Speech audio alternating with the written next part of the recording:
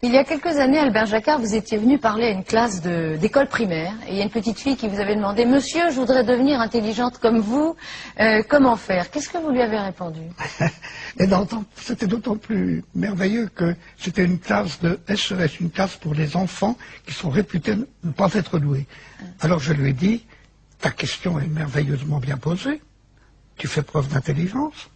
Maintenant, comment devenir intelligent? Je ne sais pas trop, je sais comment devenir idiot. » Pour devenir idiot, tu n'as qu'à acheter une bonne provision de bonbons et t'installer devant la télé. C'est pas ici que je devrais dire ça. Mais en fait, au fond, pour devenir idiot, il suffit d'être passif.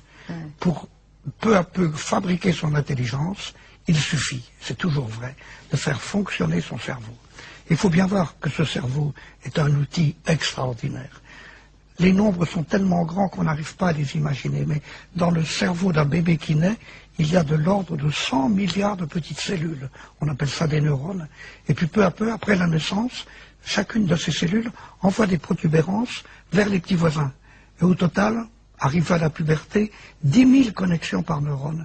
1 million de milliards de connexions. C'est fabuleux ce qu'il y a dans le cerveau d'un enfant de 15 ans. Et une des façons de se rendre compte à quel point c'est un nombre énorme, c'est de diviser le nombre des connexions qu'il y a dans un cerveau de 15 ans par le nombre des secondes vécues par cet enfant. C'est 400 millions de secondes. Et le résultat, c'est qu'à chaque seconde, depuis sa naissance, il a mis en place 2,5 millions de connexions. Eh bien, je vous assure que ça a quelque chose d'effarant de penser qu'un enfant qui m'écoute, à cause de la façon dont il m'écoute, à cause de ce que je dis, eh bien, il y a des connexions qui se mettent en place, qui ne se seraient pas mises en place de la même façon si je n'avais pas été là. Donc, je suis responsable de la construction de son outil intellectuel. Il y a quand même des enfants, des êtres humains surtout, qui sont plus intelligents que d'autres, non? Ça ne veut rien dire du tout. Je vous assure que c'est une phrase, c'est pas par démagogie.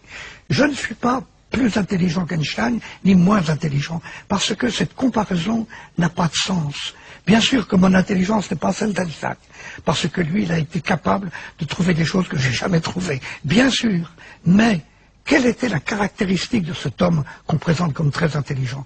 C'était pas d'avoir une activité intellectuelle plus vive, mais c'était d'avoir une horreur du sentiment de ne pas comprendre. Quand il ne comprenait pas, il comprenait qu'il n'avait pas compris, et il n'aimait pas ça, alors il s'arrangeait pour finir par comprendre. Quelquefois, c'était très long. Et par conséquent, la vraie forme de l'intelligence, c'est de comprendre qu'on n'a pas encore compris, et de faire le nécessaire pour comprendre quand même. Mais pour les enfants qui sont à l'école, par exemple, on leur dit bien, vous avez tel QI, si vous avez tel QI, vous allez bien réussir à l'école, et ça se vérifie souvent. Un bon QI, on réussit bien, un moins bon QI, on réussit moins bien. Mais évidemment. Si je dis à une fille qu'elle est laide, et je lui répète tous les jours qu'elle est laide, mais elle aura beau être jolie, elle finira par se croire laide.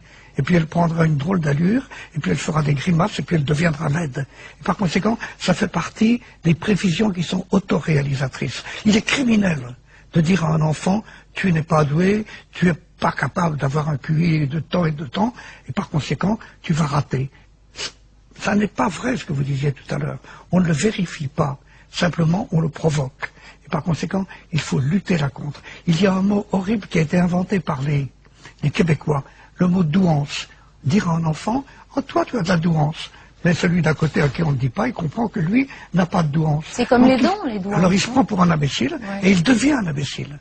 Par conséquent, il faut se dire que l'intelligence, c'est pas quelque chose que l'on reçoit, c'est quelque chose que l'on construit. C'est ça la phrase. Et le mot surdoué, par exemple. Il y a des enfants, on dit, ils sont surdoués. Bon, ils réussissent bien l'école. On a bien tort de le dire. Ça ne veut rien dire.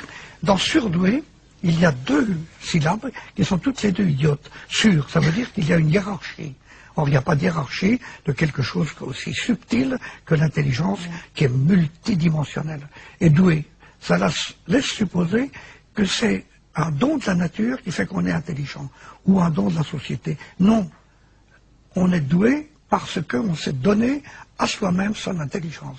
Et on est tous responsables de devenir plus ou moins intelligents. Il faut, peu à peu, la construire. Et bien sûr, tout le monde ne construira pas la même, certains iront plus vite que d'autres, mais méfions-nous. La vitesse n'est pas une caractéristique tellement remarquable de l'intelligence. Ceux qui vont vite, vous savez, en général, ce sont des bluffeurs. Moi, je crois plutôt celui qui va lentement, qui a l'esprit de l'escalier, qui revient sur lui-même et qui peu à peu arrive à acquérir un certain nombre d'outils intellectuels intérieurs. Mais même s'il apprend plus tard, et s'il comprend quelque chose plus tard que les autres, c'est pas grave. L'important, c'est de le comprendre. Peut-être qu'il le comprend mieux. Celui qui lève le doigt dans une classe en disant « Monsieur, j'ai pas compris », il prouve qu'il a compris qu'il n'avait pas compris. Et c'est ce qu'il y avait de plus difficile à comprendre. Il faut toujours répéter ça.